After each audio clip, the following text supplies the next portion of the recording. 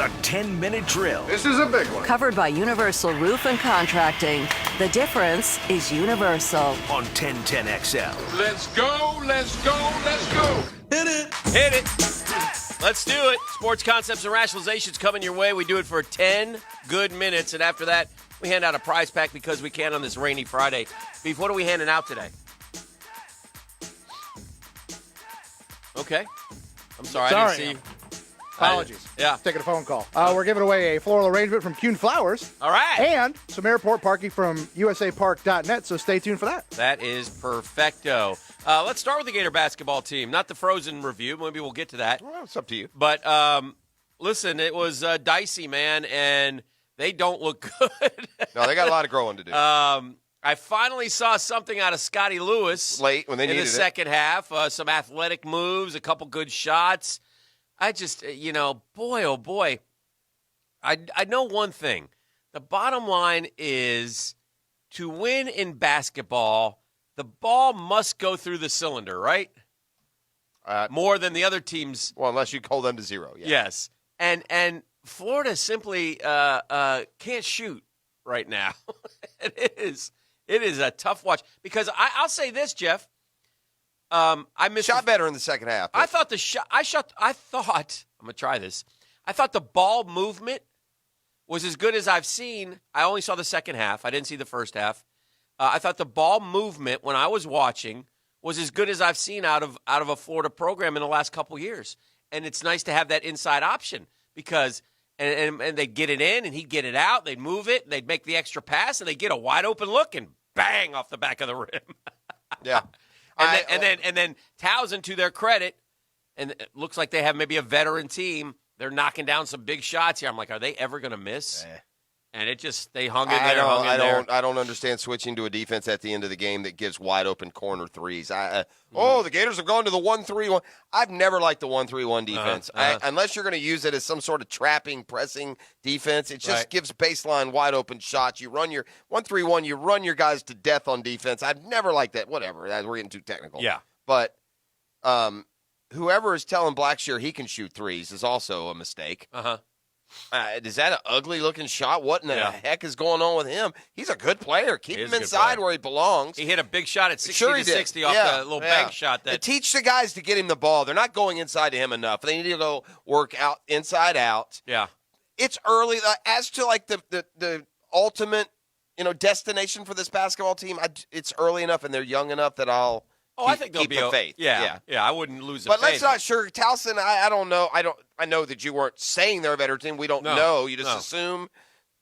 Towson's never beaten an AP Top 25 team. This is a bad program. Right. So shame on Florida for following up the FSU game with little improvement. So far, and again, 2-1, 3 games, so don't lose. But Locke has looked like he's lost confidence, or maybe it's because he's not starting and he thought, I don't know.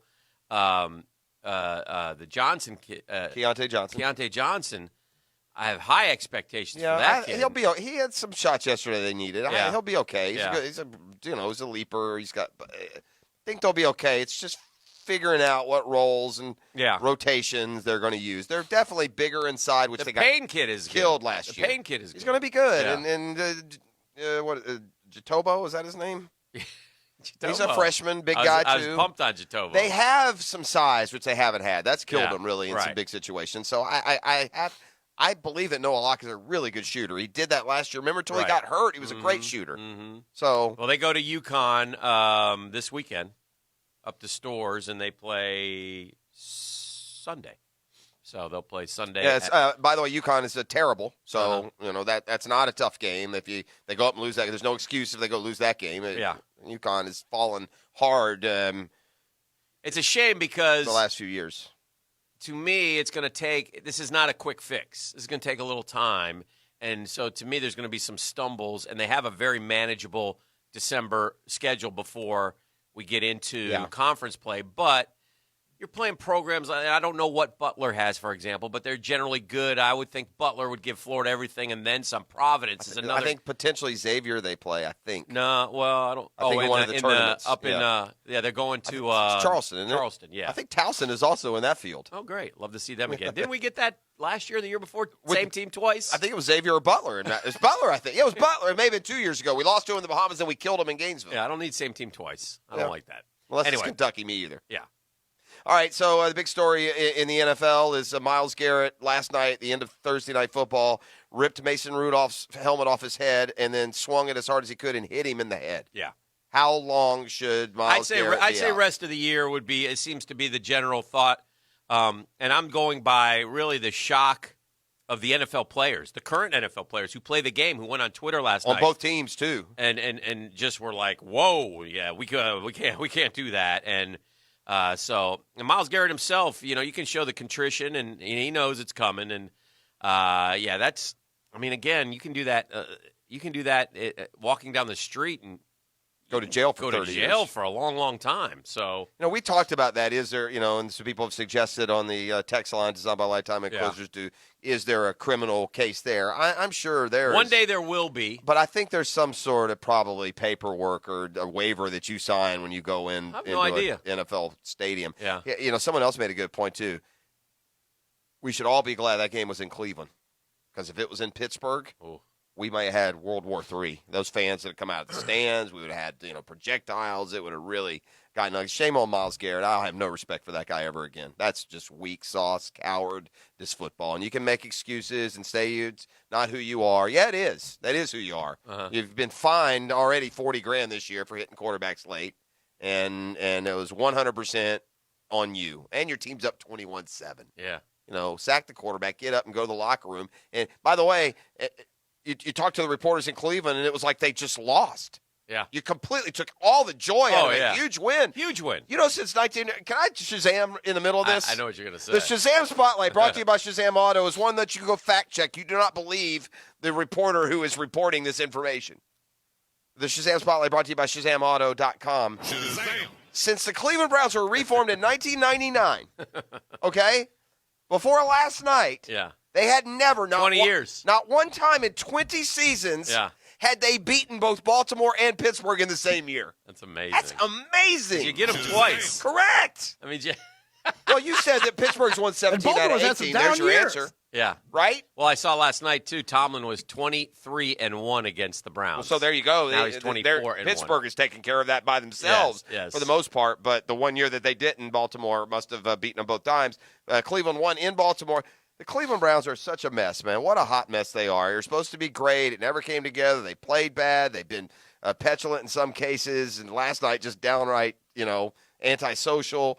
They're 4-6, and here they are in a season that they've beaten these two top rivals, the two teams they battle with, and yet can't beat the Titans and lose other games that maybe they shouldn't. So at 4-6, the win doesn't do a whole lot for the Browns, and this Myles Garrett thing's going to overshadow any progress they made. I think.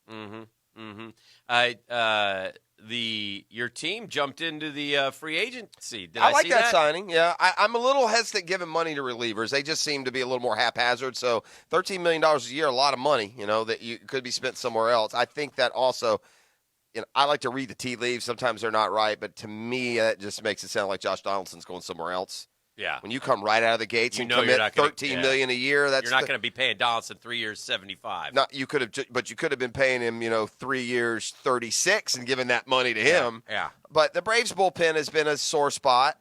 I saw that kid out in. He's very good. He is good, but I saw him in San Francisco when I was out there, and he was in the middle of a mini slump, and so. That's my memory of him this year. But he had a very good year. He ended up 34-38 in saves. By Braves standards, that's like going 44 for 38. Yeah. As much struggles as they've had. But you told me yesterday the bullpen they're going to go with their guys, and so they've changed that. Yeah. Well, I guess it's just, there are some young guys they would have had to count on. I think the Braves are a little bit stung by the fact that, like, Luke Jackson's got a lot of potential. You throw a young guy out there and watch him get his head banged in, you could ruin him. And I think they're trying to, that's why O'Day has re-signed. Yeah. He's coming back again? Melanson and Green are both back. Yeah. And now Smith, your entire bullpen now are guys in their low to mid-30s. You know, you're not trying out 22-year-old young arms to get you through. So we'll see about that. All right, the FSU football team is still coachless. Went to the old time-tested player endorsements yesterday. Oh, sure. And just about the entire roster of FSU posted on the Twitter, to make Odell the full-time and that's coach, great. Odell Hagens. And again, it's real easy for us. We're not, to sit back, but I would say something like this to FSU player. I'll tell you what, fellas, you win out and go beat Florida, then your opinion matters. Right now, you're 5-5. Just try to get us into a bowl. Yeah, they should get the 6th win. I think they'll get. They'll get it. And I don't tomorrow. think that their administration will respond in kind to them that way. That's how I would do that. Yeah, but as a Gator fan. Your opinion. But you're ruthless. If it was my team, I would say the same thing. If you're Odell or if you're above Odell? No, if I'm FSU fan. Oh, fan. And the player is telling me we want Odell, I would say, I don't care what you want. We're 5-5 with you. What if the player said we're undefeated with Odell? Good. That was a nice win over BC. What about the other two wins last time? You guys embarrassed the program by making it a sod game. Stop it. Apparently, I misreported that the Jags won't be at the Kaepernick workout. You think they will be? I do think so. I think they'll have someone there. Why would the Jags go to the Kaepernick workout, you think? Why not? Cross all the T's, dot the I's. Come on. What? The chances of the Jags signing Colin Kaepernick are less than 0. I would say yes. Right? So why? I don't know. Yeah. I'm not making it a big deal. I'm not either. They're going to have somebody there. No, I just. Let's get some of the speculation and rumor stuff out about Big Game Bob from yesterday. I always like this is always fascinating to me. It's like the Chip Kelly effect. We did this last year. A few years ago.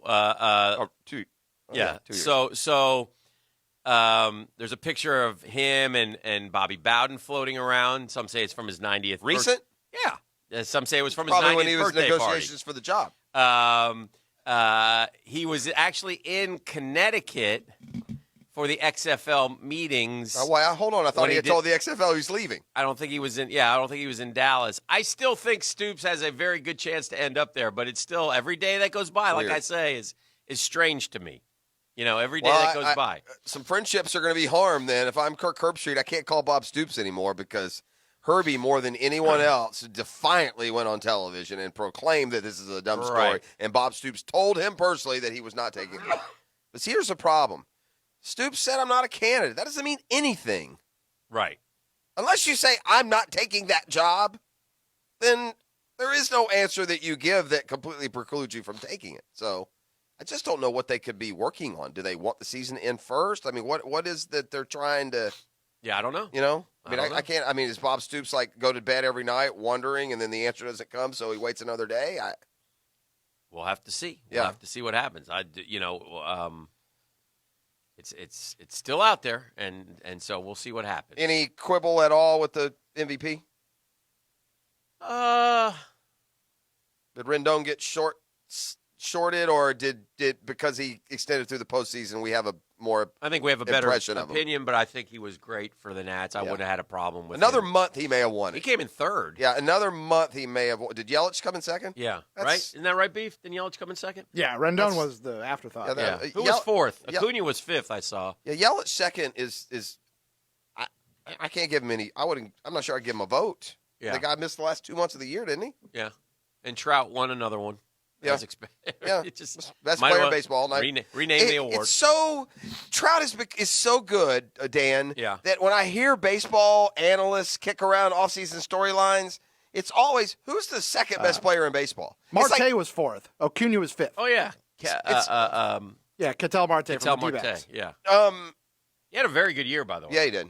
His WAR. He may have led the National League in WAR. In fact. What is that good for? Absolutely nothing. Say it again. Bregman, then Simeon, obviously, for the NL. LeMahieu was fourth. Okay. In the AL? Yeah, in the AL. Disappointed that Pete Alonso didn't get votes. That's too bad. Ronald Acuna did. I know. Awesome. Next Teddy year, Cy Young, Will Smith, first reliever in a while. Big Willie style. All right, Good let's, jiggy Willie. Maybe like Guillermo Hernandez, MVP and Cy Young. I hope so. Guillermo, Willie, I like to call him. Willie Hernandez. Joseph Barinque. Yeah, Detroit Good- Tigers. Good, solid Puerto Rican. You guys know that one out there? No, you don't. Guillermo. Yeah, That's why we have a radio show. That'd be the 85. That'd be like the 85-86 team. One of those. All right, what do we got? That Detroit team, I believe, started 35-5. By the way, while we're at it. Oh yeah, they were good. But we don't know sports. Sparky was the manager. Sparky, yeah, that's wow. That's Les right. Miles was manager of the Tigers. Is he still with us, Sparky Anderson? No, Sparky's left us. Yeah. All right, let's do this. We'll step aside All American Friday. All right. We're going to come back with the Friday 5-pack, see how we do on that this week. For entertainment purposes only. It's your money. And still much more ahead on a football Friday. In fact, 641-1010 right now. Dan says caller number 3. Raining threes in Gainesville, baby. We'll win today's prize pack, which includes what there, Beefer? Caller number 3 right now, 641-1010. Going to take home some flowers, a floral arrangement from Kuhn Flowers delivered, and some airport parking from our friends at usapark.net. Caller number 3 right now, 641-1010.